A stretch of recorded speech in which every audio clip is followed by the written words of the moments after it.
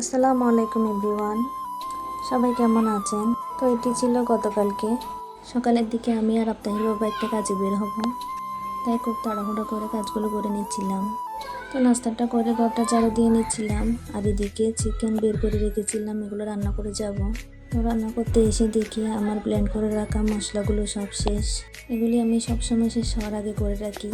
তো কী আর করার, আজকে তাড়াহুড়োর মধ্যে দেখলাম এগুলো শেষ হয়ে গেল, তাই তাড়াহুড়োর মধ্যে ঝামেলা পড়ে গেলাম। তো কী আর করা, তাড়াহুড়ো করে করে নিচ্ছিলাম। তো আমার আম্মুকে সেদিন আসতে বলেছিলাম, আপ্তাহিকে রেখে আমরা যাব। আম্মু আসলে সব কাজ আম্মুই করে, আমাকে করতে হয় না। আম্মু বলেছিল সব কিছু আসলে আম্মু করবে। এরপরও আমি তাড়াহুড়োর মধ্যে যতটুকু পারছি এগিয়ে দিয়ে যাচ্ছি। আসলে মা তো মা, মার সাথে কারো তুলনা হয় না। দেখা যায় আম্মু যখনই থাকে তখন আমাকে কোনো কাজই করতে হয় না। বাবার বাড়ি থাকলে ঠিক যেমন তেমনটা করে এখানে তখন দিন কাটে আমার। তো যাই হোক, রান্নাটা শেষ করে নিলাম, পাশের চুলায় ভাতটাও রান্না করে নিচ্ছি। তো সবাই ভালো থাকবেন, সুস্থ থাকবেন, আমাদের জন্য দোয়া করবেন। আল্লাহ হাফেজ, আসসালামু আলাইকুম।